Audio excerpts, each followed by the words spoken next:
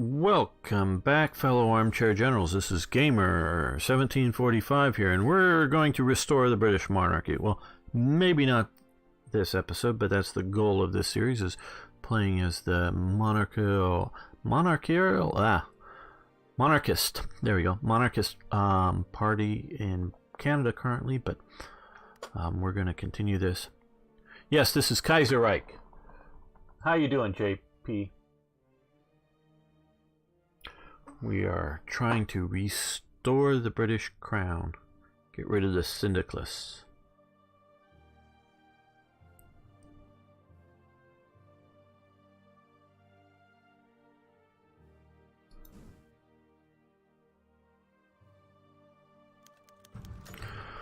Okay. Bishop criticizes military priorities. Bishop demands more money and manpower spent on modernizing the Air Force. He has detailed plans, and it seems like it could work, but this will take resources from other projects. Bishop is a good man in his methods. Manpower down, manpower gain base stability of +10.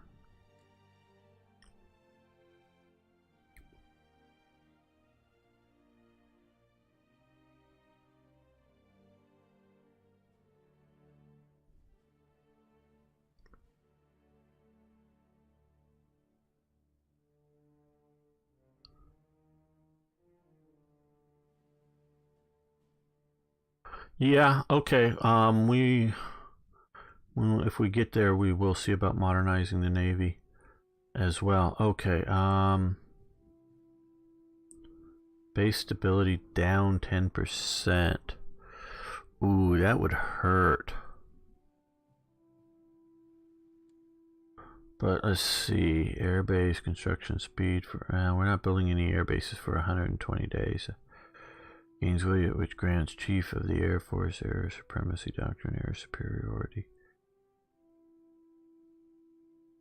Let's look at our government now currently.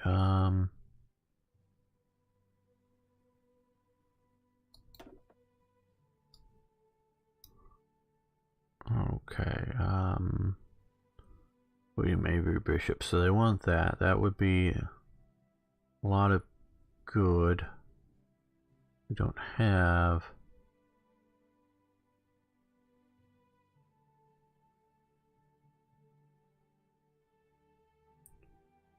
manpower down 15,000, and we have 14. No, we could use the manpower, and we could use the base stability. Yeah, that's what we're gonna do. Thanks, guys. Yeah. I am looking up at the chat as well. Okay, we could check and see what mechanical engineering. Okay, details. Well, according to this, a number of convoys.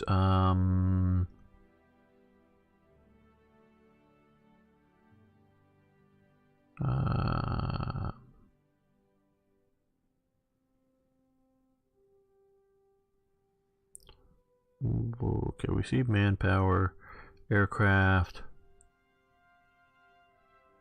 see convoys, but dockyards, naval forces. Okay, here we are.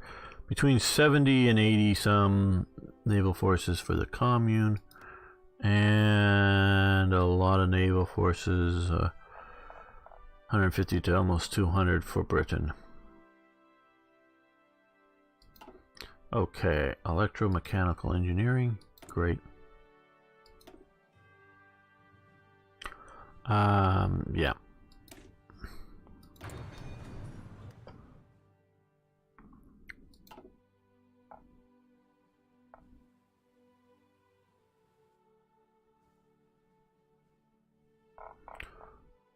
Are they still trying to chug to get there, I guess?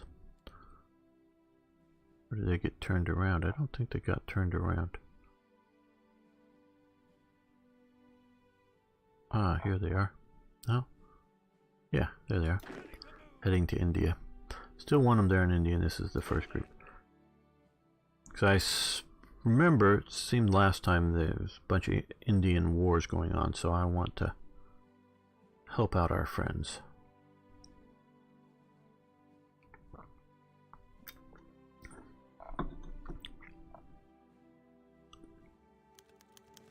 Okay, the 1936 Stanley Cup. 2 teams made it to the Stanley Cup Finals. Detroit Red Wings and the Toronto Maple Leafs. The winner of the game will be the NHL champion. Who wins the cup? Okay. What's our templates? That's an interesting thing. Pretty weak. Pretty weak. A little bit of artillery. Well, this isn't, of course, black ice, so not expecting a whole lot.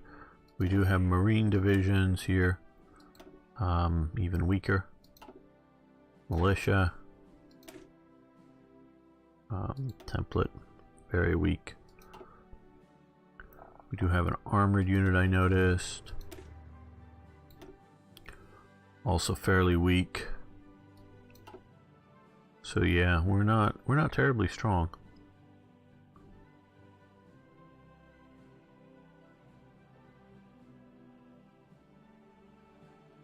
Yeah. Yeah, I'm not sure when or how time scheduled the India 3-way or 2-way or whatever. Detroit Red Wings win. Okay, hurt our political power. But I just want to be here to influence the outcome. I don't know how much we'll pour in resource-wise.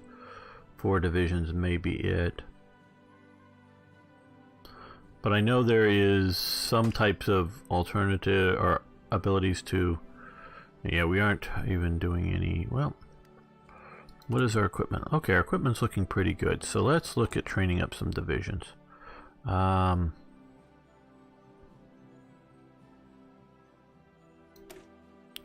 Okay, that was what we were looking at before. That looks a bit better. No engineers, but that looks very good. We'll train up one of these guys. And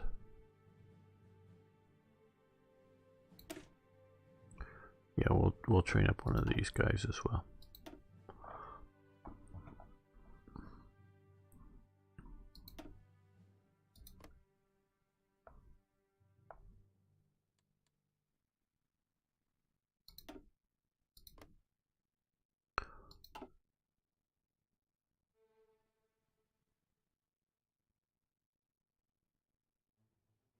Yes, quite possibly taking New England and supporting the United States in the Civil War starts.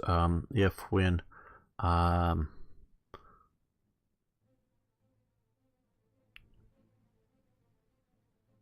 yeah, they're old tanks, but the tanks I have. I don't know how good the enemy's tanks will be.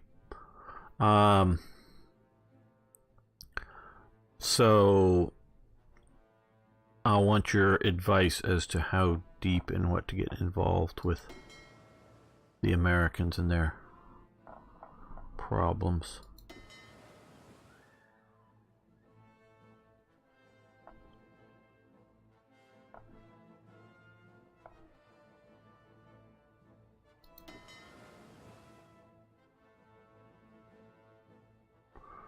Yeah, I understand about upgrading them, but currently we're building the best we can.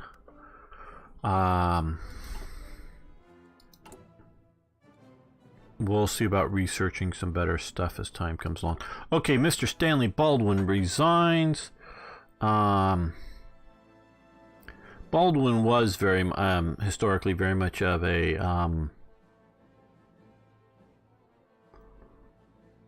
appeaser, I think would be a good term. Just wanted to avoid war at all costs. He thought war was the worst possible thing that could be. I'm talking sort of historically, but as we know as a fact, There's worse things than war. There's having the Nazis just take you over. So, you don't always have a choice about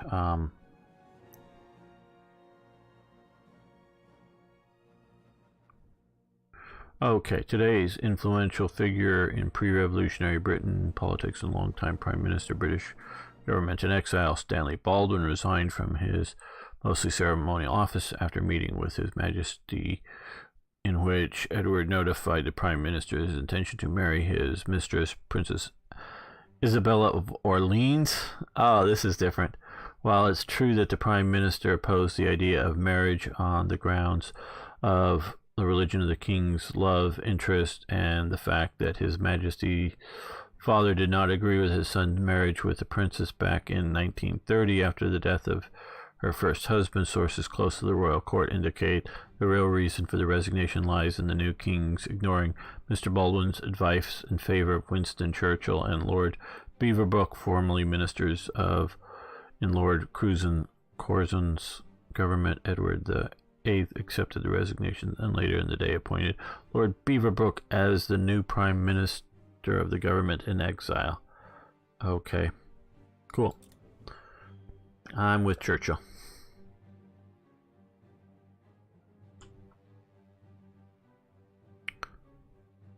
So our Mackenzie King is still...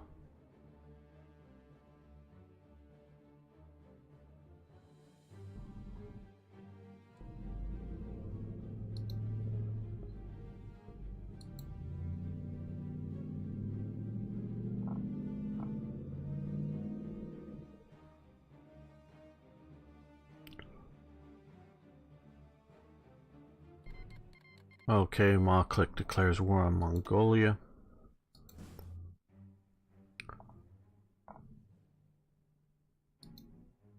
Ma Click was a clique or group of Chinese warlord types that at least the leadership element had a heavy Islamic influence, though they were very Chinese. Yeah, it's like I agree with the idea there, IKB. It's what's the other options? Like today, well, we have the modern day Iran. They, in a practical sense, maybe not in a formal sense, but in a practical sense, they declared war on the United States when they took over our embassy and held our people hostage until Reagan comes to power. And then they are the ones that bombed the Beirut Marine Barracks. Now that Marine Barracks wasn't there for U.S. influence into Lebanon. It was there in the sort of post massacre of the Palestinian refugee camps, in which the Israelis let the Christians come in and butcher a bunch of Palestinians. Could be Patriotic Brit. Where I got some of my information, and I haven't seen him in a while, and I know he changed his screen name, but for a while it was Matma. Who is from Taiwan, and he had family connections to the Ma clique, and I don't think overstating that or anything. And it's, like I say, I got family connections to the Stuart monarchy, but yeah, me and 20,000-30,000 other people, so it's just one of very many people in the greater. So I don't know how high up, what kind of connections he had, and he was never specific to it. So I don't know much beyond that on what was going on it, but I think it very well may have that connection, but I think there's more to it than just Muslim or something.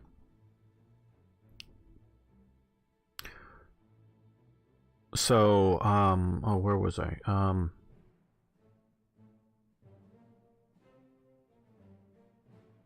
Oh yeah, Iran. And we're going on in that for a little bit.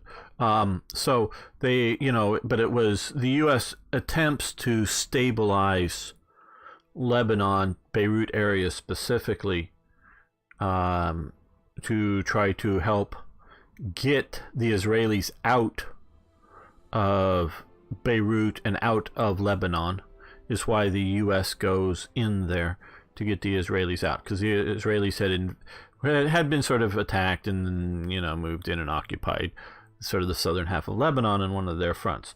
Okay, so Iran goes in and blows up our Marine barracks and other things, and they've been they attacked and surprised, and they really should. When the Iranians took over under Obama, took over a U.S. gun, a high-speed gunboat somewhere, I don't know, in the Persian Gulf area, and took our people prisoner for a while. Supposedly, they were sort of like all below decks when the Iranians showed up, which, if that is the case, and see, I hear a lot of press stuff reported in the press, and often I see in the press, oh, look at these tanks, and maybe you and me and I definitely know, those aren't tanks, those are armored personnel carriers, or something like that. Yes, they have tracks on them, and they're armored, but they're not tanks. So I don't always trust the reports that I get in the press about the military. But if they were all below decks and got surprised by the Iranians, that captain of that vessel, that speedboat type vessel that the Iranians captured, should be court-martialed for loss of his ship, for having his ship captured. And in my opinion, they should have had, of course they should not be surprised, and they should have shot at the Iranians and not, surrendered. But, so the Iranians capture U.S. stuff. They've shot at other things. So in my opinion, Iran has been at a de facto war with the U.S. Now, you may go, okay, but is that worth invading Iran? Because that's going to, especially now, earlier on, you had the Soviet Union to the north. And the Soviet Union could react very, very badly to U.S. divisions on its border down here. Okay. And then post-Soviet Union, yeah, we could go in, but you're going to kill a lot of Iranians in a war. A lot of Americans are going to die. So is it worth going in? And I can go, okay, yeah, no, it's not. We don't need to just go for an adventurism just to go to war. Totally get that. But because I believe Iran is at war with us, because I believe, and this is I believe, Iran means what it says, like Hitler means what he said. People didn't take Hitler serious. They don't take Iran seriously. I believe they are fundamentalist Islamicists that believe in the end days and, the second coming of Muhammad or whatever. I believe they believe in all that. The clergy and all these other people believe in it. I could be wrong about that. Maybe they're just really rational dudes who just really think women should walk around in black sacks. But hey, I could be wrong. Okay, so, but we can continue on without a major war with them. But if they get nuclear weapons, are they going to start launching them at, like, say, Israel or Europe? I don't think Iran is anywhere near getting missiles. I don't think they're as long, but, we could see, little Kim here selling missile technology, because little Kim's missiles can sort of get to maybe California now, but Iran's further away. I don't think they can send a missile to the U.S. But they could send a missile to Europe, I think. They could definitely send one to Israel. So do we wait for them to get nuclear weapons? Do we wait? And then, of course, once they have nuclear weapons, they may feel like, oh, now we have this nuclear umbrella, because they're the ones that started the current war in Yemen. I know everybody is again blaming America for selling weapons to Saudi Arabia, and Saudi Arabia is bombing school buses with its American-made weapons. So isn't America such a terrible, terrible country? Well, what about all the Iranian-made weapons that have killed so many more people in Yemen? Okay, that they started the war. You know, always look and blame America. Don't blame the people who start the wars. But maybe Iran will now think if they get nuclear weapons, well, nobody's going to attack us, because if they do, we can attack with nuclear weapons. But we can attack by, because there are also some of the people that send a lot of weapons to, they're sending a lot of weapons into Syria and Lebanon. They're also, Hezbollah or Hamas. Hamas is the Palestinians. They're the ones that are sending and supporting the Hamas down here. They're also supporting Hezbollah up in Iran. So they may feel once they get, that's. But that was also John McCain's bring up any country and he wanted to bomb it. Okay, if they were at all at a conflict, if Timbuktu goes to war with Timbuk3, John McCain wanted to bomb one of the people. The only more wanting to go to war a U.S. politician is Lindsey Graham. Lindsey Graham, if there's a war out there, he wants to get involved in it on one side or another. I mean, so the two biggest warmongers in the U.S. Senate had been John McCain and Lindsey Graham. Not that they wanted to always start wars, but once a war was happening, but between two people out there, they wanted to pick a side and get into it. That was their modus operandi. Just how they were. Okay.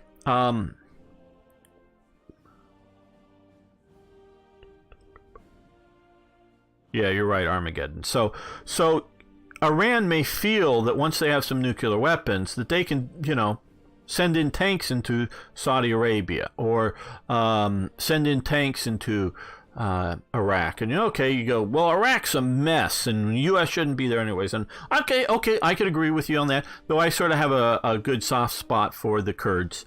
They've been fairly loyal to the West in general. But then we have, hey, thanks for following the channel. Do appreciate that. Then we also have,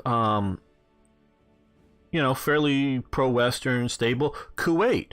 Who the hell thinks that if Iran goes into Iraq, that they're not going to go into Kuwait or somewhere else? I don't think Iran is going to be stopped until they're stopped. So they're going to push. And they're going to push harder if they have nuclear weapons.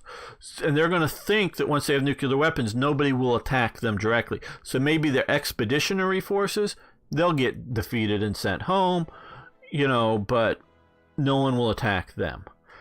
And I'm also dreadfully worried that if Iran gets nukes, they will hand them off to some terrorist group.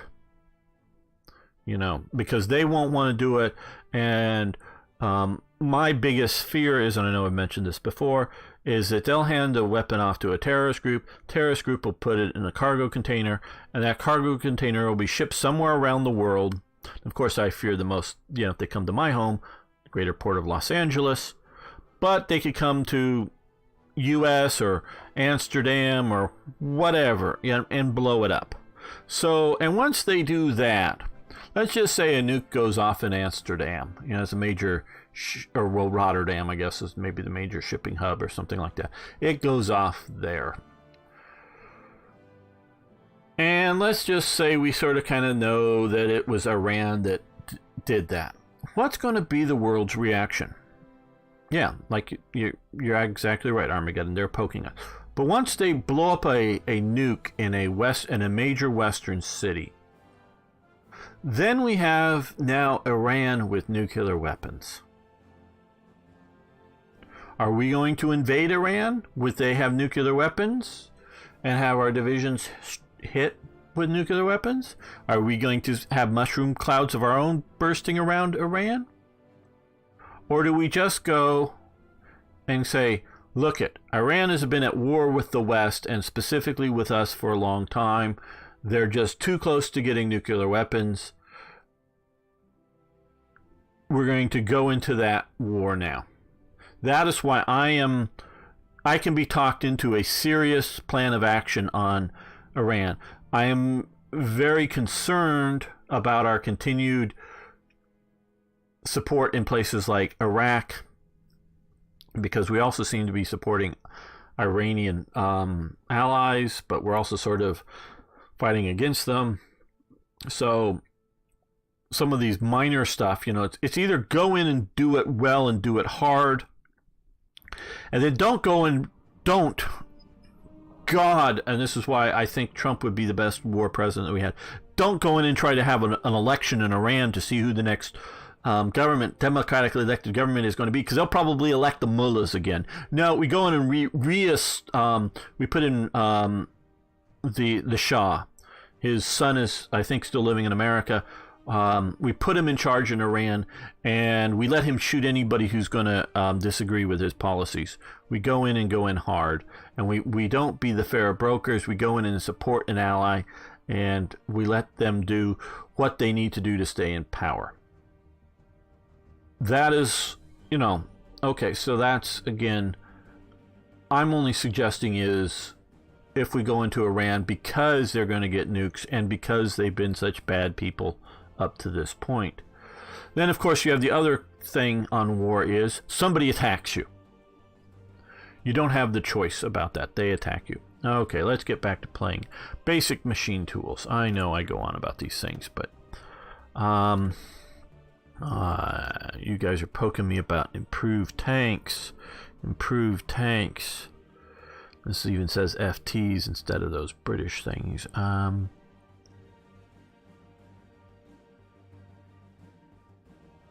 Yeah, okay. We'll improve the tanks. Even though we should have done machine tools or some other sort of things. Public Works. Okay, we got Public Works. Okay, your draft bill C7, so we're going to do that.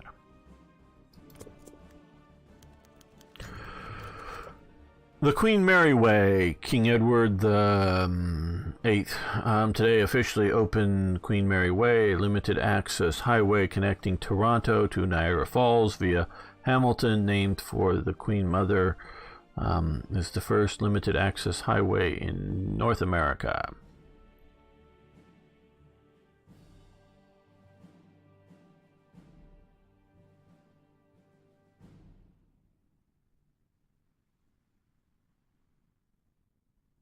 Very good. Add to infrastructure. Yes. And so,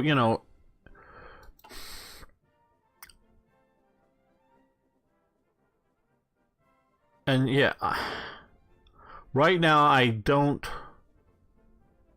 really see a worse option than fighting a war with, well, but you see, you say Iran learn. You put the Shah back in charge. He would have a lot of support now. The young populace of Iran doesn't like the Islamic Republic. Now I don't know if they're going to like the Shah either, but if the Shah can sort of walk a tightrope between, I don't know how much democracy you need. I did air quotes there. I know you didn't see me. And this is what in the West, they always talk about democracy, democracy, democracy. What he could come out is do good governance and a lot of personal freedom. It's like in China today. Saw a video, by one of the people YouTuber often watch. And, it talks about, is communist China communist? And he goes, no, it's capitalist. He's wrong. It's state capitalism. It's not, well, he says capitalist. He means free market capitalist. Whenever you hear capitalist, you mean free market capitalist, unless you qualify it as either crony capitalist or state capitalist.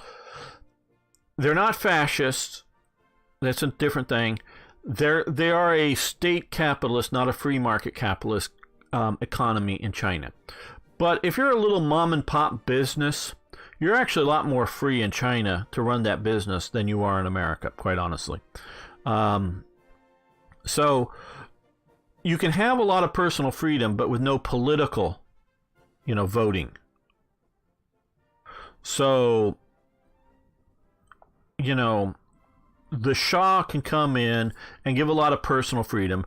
If a woman wants to walk around in a, black, hijab or it's more than a hijab, or it's I forget, but the complete thing, let them do that. If they want to walk around in a mini skirt, let them do it. Give them all the personal freedom they want to have, but political power could be remained. And so they don't need to learn. You just need to have an ally and help and support that ally to stay in power.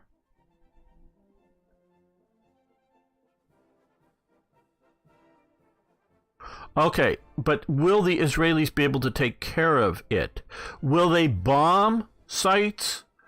Absolutely. Israel, one of the generals, I think he was an Air Force general, but again, yeah, I think he was Air Force, but I'm not sure. He was asked a question in a press conference. Well, how far will you go to keep Iran from having a nuclear weapon? And his live time, unless he had it rehearsed, his live answer was 900 miles or whatever it was. The distance to Tehran. That's how far he'll go. He'll go to Tehran and bomb it. That only starts your war off going more so. Now, of course, Iran is supplying missiles to the Gaza, Hamas, and to Hezbollah in Lebanon that are constantly shooting into Israel. I mean, almost on a daily basis. So there's already sort of this ongoing proxy war. And so that's just stepping it up. But that doesn't solve the problem. That just shoots at some nuclear sites. And so that just may stir up more and more trouble.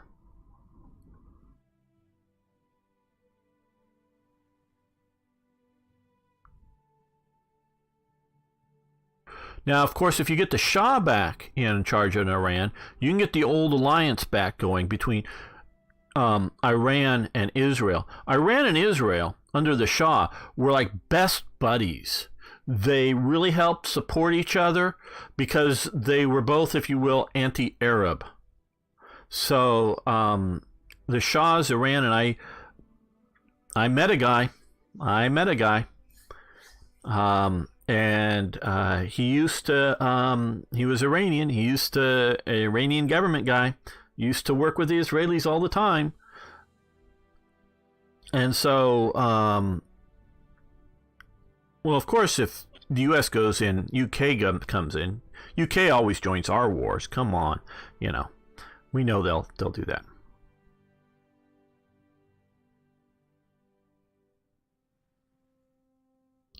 So, okay, now we're coming back here. We're going to do dispersed industry. Yeah, dispersed industry.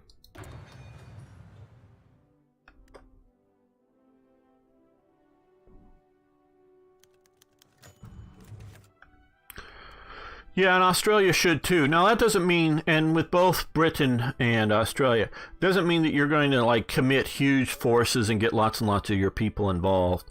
But you're going to get some people involved. They're going to be involved.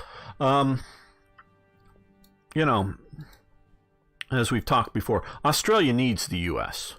because otherwise they're sort of sitting out here alone. You've got Indonesia, which isn't very friendly towards Australia. You've got China pushing in the region.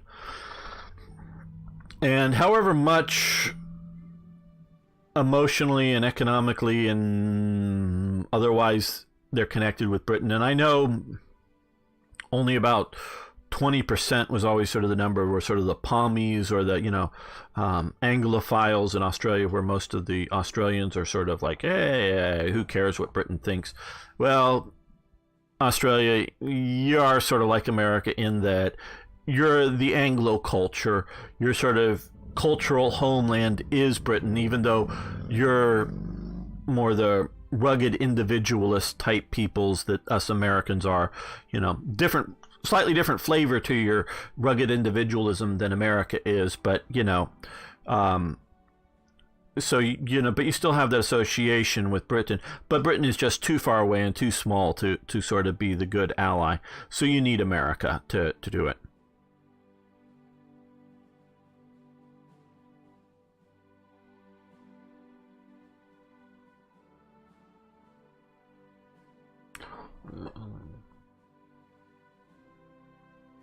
Well, yeah. Well, the Bali are, of course, the Hindus. One of these islands, I think it's this one, is Bali here. They're the Hindus. All the rest, or at least the great bulk of the rest of the Indonesians are Muslims. That's why the Balis like you and sort of want you to protect them from the rest of Indonesia, in case, you know, they go too nuts. So Islam. Okay, King Ascension marks the beginning of a new era, the ad hoc and difficult task of strengthening Canadian industry, integrating the Royal Navy, and finding a place for hundreds of thousands of British exiles has been a trying task for Canada, but we survived the initial storm. We are stronger now, but now we must refine our strengths so that it will equal those of our other great powers. Prime Minister and his government are therefore putting together a comprehensive security and military bill that will address the various national interests. The legislation will be known as C7. Okay, have the bill authorized by the Liberal Party. Make the bill a bipartisan effort. I think it should be bipartisan. Does anybody...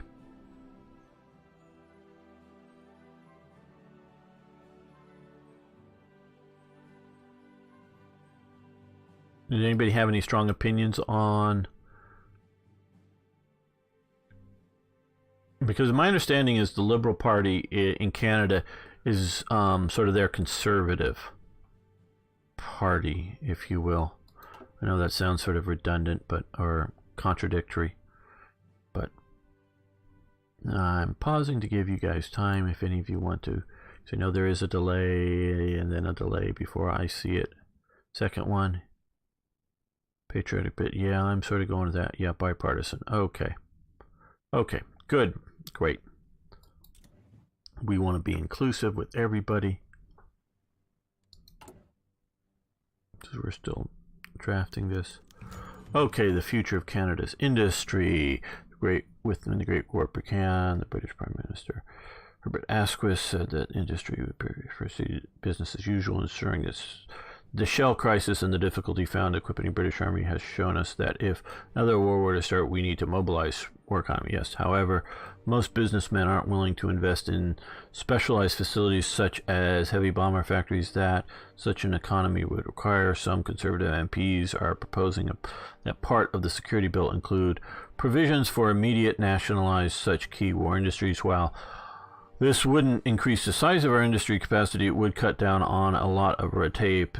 C.D. Howe, the Minister of Munitions, argues that the government subsidized the creation of such industries that our entrepreneurs would lease at very preferable rates, provided the labor, which would increase the number of factories, but limit their efficiency by working with the private sector. Some PMs are arguing for a compromise where the government will nationalize the specialized industries that require a great deal of sophistication while subsidizing more basic ones already in use.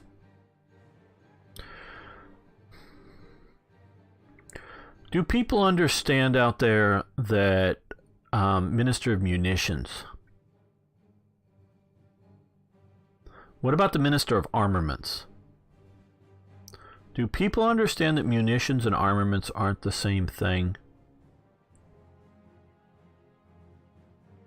And so munitions are what gets shot out of a gun.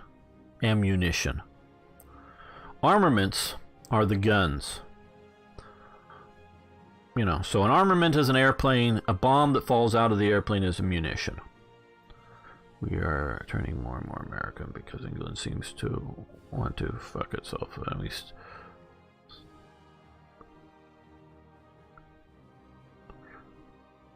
Okay, good that you're back, Arno. Yeah, I hear what you're saying, Tippett. And I know that I've seen interviews with a few people that are very Australian in their attitudes, but one way or another inherited a British title. And I think most Australians just take that, would sort of be like the Americans. Oh, isn't that quaint? Isn't that interesting? But not really a social importance that, shall we say, that people in Britain put on the aristocracy. Obviously, they no longer really have any real power. But, so they're not quite as, elitist or whatever in Australia like the British are. And I've met a few,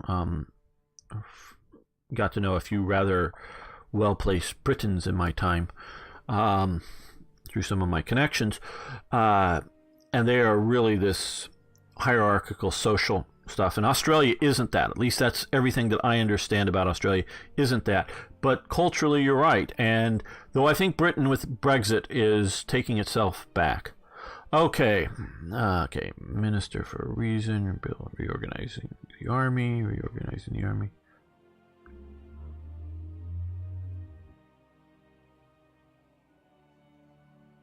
I think the compromise, because if we go with nationalize everything, I think that may be a bit too much since we're not at war. Okay. Yeah, I don't think we need to nationalize everything right now.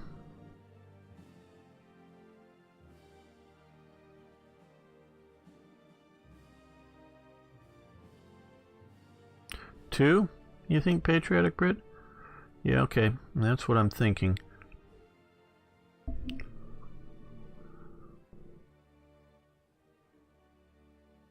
Yeah, I think that's a good one.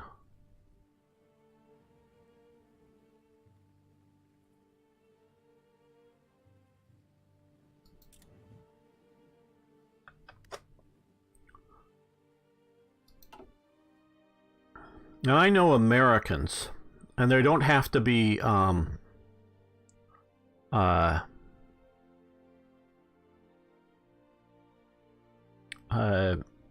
Anglo-Americans.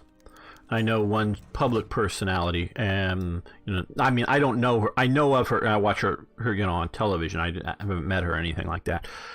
She is a mixture of Puerto Rican and Irish, and of course, Irish don't necessarily like the British monarchy, but she's a big fan of the British royals and this.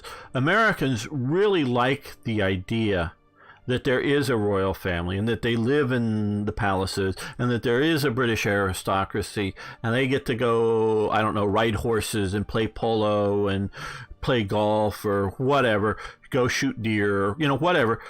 But we don't want it here. We love that it exists in Britain. We love that we can watch the royal weddings on television. I mean, I'm not a woman to want to watch the weddings, but you know what I mean.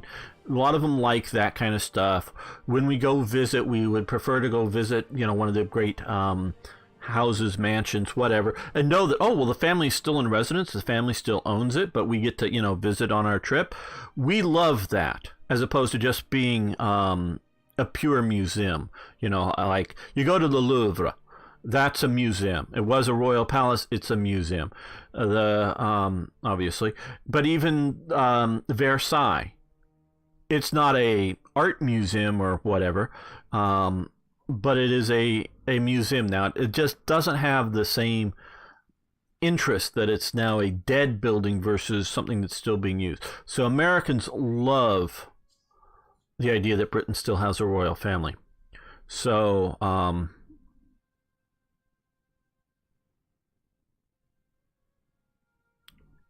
that's what America likes, but we don't want it for ourselves.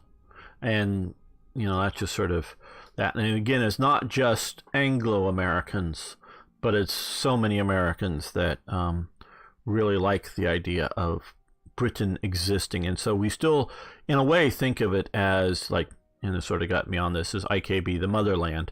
Still the motherland, though, of course, we like that we're a republic, and we like that we're not ruled from London, but we like that it exists, and we like that it continues. When the revolution succeeded in Britain, it forced Canada to become the senior member of the empire, while Canada was able to seize the West Indies. We were unable to secure the rest of the empire and had to rely on Australasians to secure a perimeter around the territory. Many regard this as a result of our small army at the time. Many would like to resurrect the conscription bill. However, the Prime Minister is a liberal in the mold of Wilfrid Laurier. Okay, don't know who he is. Will not lightly allow such a divisive law to be promulgated without intense debate. The Conservatives want universal conscription, while progressives within the low priority have threatened to leave the government if it goes ahead. Conscription is deeply unpopular, especially in Quebec. The Prime Minister has declared conscription if necessary, but not necessarily conscription.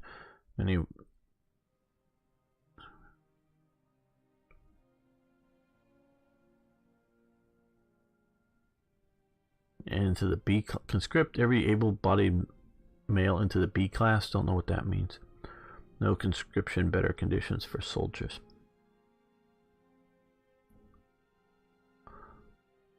Three, one, no conscription. Yeah, I think you're right, IKB, but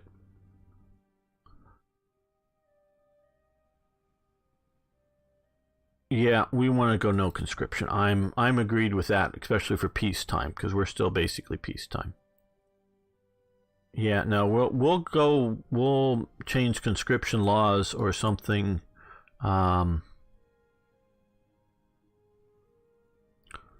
Export. We'll do this if we go to war. Okay, C7, domestic security. Canada has been able to avoid bitter class warfare that engulfed Britain after the Weltkrieg, but conflict between the Anglo-Canadians and the British exiles are growing. Some of this has led to the development of several groups calling for rapprochement with the Union of Britain. The Tories want to crack down on these groups and have proposed a new parliamentary committee to be formed with executive power over Royal Canadian Mounted Police and a new civilian intelligence agency with the Conservative MP Robert Mannion and its chairman's or as its chairman. Such committees would be the first of its kind in Canada, would be cut back on many civil liberties.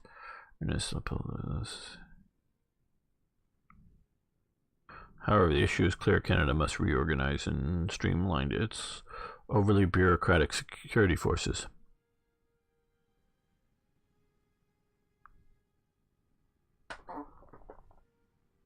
Thanks, Brett.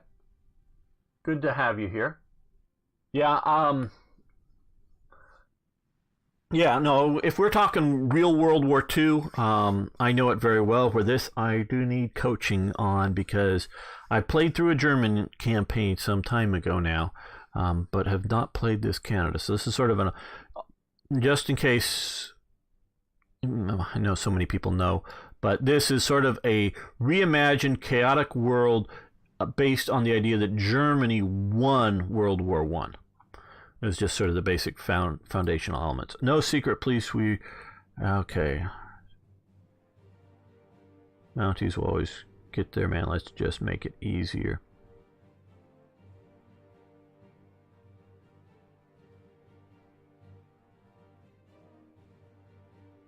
Yeah, I don't think we need secret police. So I'm going to go with no on this. And it didn't have the negative aspects that some of the other ones going.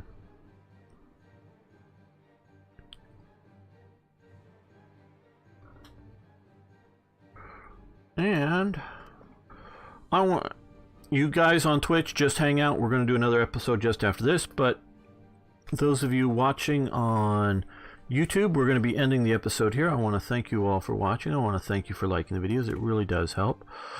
And if you haven't already, please subscribe to the channel. You can also, if you like, follow me over on Twitch. And